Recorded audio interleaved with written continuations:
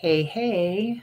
So, this week's session of What I've Learned is about our new contract. If you are an agent in Chicagoland, you know that the multi board contract is rolling out the 8.0, and this is the first new contract we've had in several years.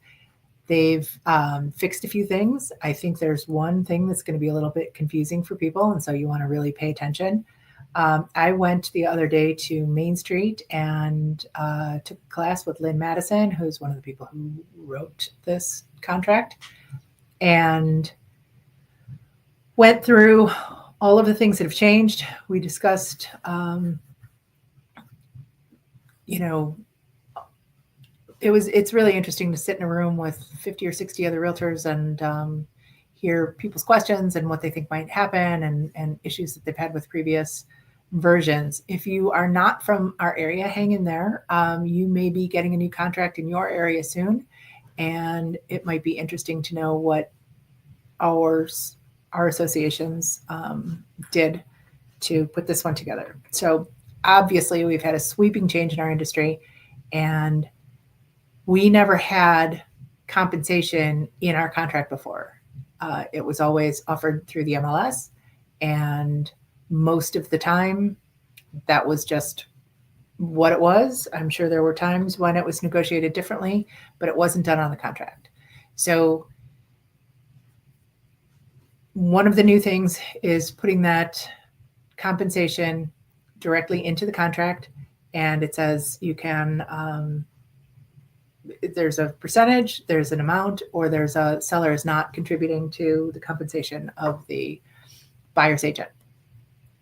So we'll see how that goes. It seems at this point very clear, very transparent, and as long as people are having good conversations with their clients, I don't see that it will be a problem or an issue.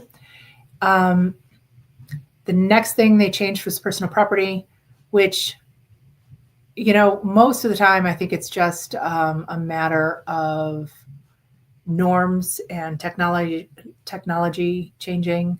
So we have things in the personal property section that include now like Ring doorbells and Nest thermostats,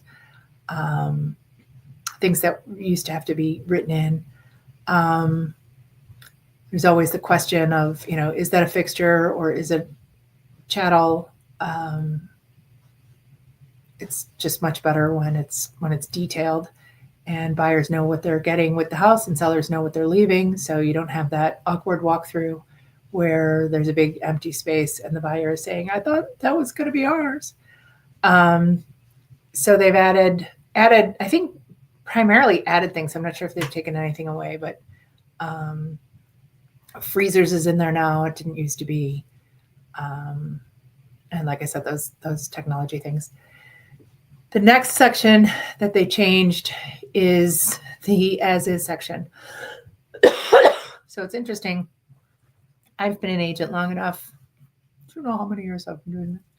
I've been an agent long enough to see the evolution of the as is traditions, and started coming out of the crash where buyers would just practically hand I actually had it happen once where a buyer sent the inspection report and said, we want this.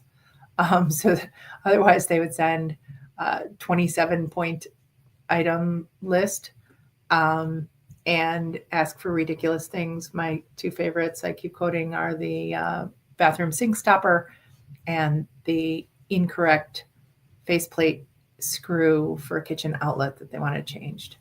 In our last contract, they detailed what was allowed to be asked for, and one of the things in our contract it's always said is lifespan, whatever it's called, useful life, doesn't matter. If it's old, if it works, that's all that counts. So no one was allowed to ask for a new furnace based on the age of the furnace, etc. I think people complied pretty well with that, but they still were asking for a whole bunch of inexpensive nonsense fixes. And people in a competitive market would have, you'd have 10 offers and the best offer would say that it was as is. And then when you got under contract and were in the inspection period, they'd ask for a whole bunch of silly things. So in this contract, they're making it very clear that you can purchase as is and waive inspection. You can purchase as is and have an inspection and waive your right to ask for anything, or you can purchase with an inspection and the right to ask for repairs.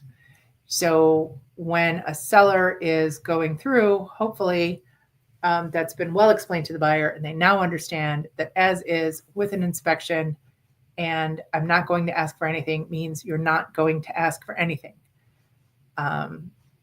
Not, well, we can ask them. It can't hurt, because it can hurt. In our market, the seller can cancel the contract when a buyer asks for something when they said they weren't going to. Actually, I think they can cancel it just if a buyer asks for something silly anyway. So they don't usually, because it's a bigger pain for them to go back on the market. But if they've got other people chomping at the bit, by the way, I've had sellers do it. And that buyer's agent was not very happy with me, but that's how it goes. Don't ask for stuff. Anyway, that's clarified in this contract, and hopefully everybody will abide by it. And so we're looking forward to working with this new contract. We're allowed to start using it February 1st, so just a few days away. And I'm expecting my next offer will be written on it. My next listing will use it as well. So let me know what you think about the new 8.0 if you're in my area. If you're not in my area, let us know what your boards are doing with your contracts to address the recent changes. And if there's anything else that they sought to address as well, since they had to add that compensation somewhere. And it's always interesting to me to hear about how different areas do things differently. So there you go. That's what I learned this week. Let me know what you learned if it's something different.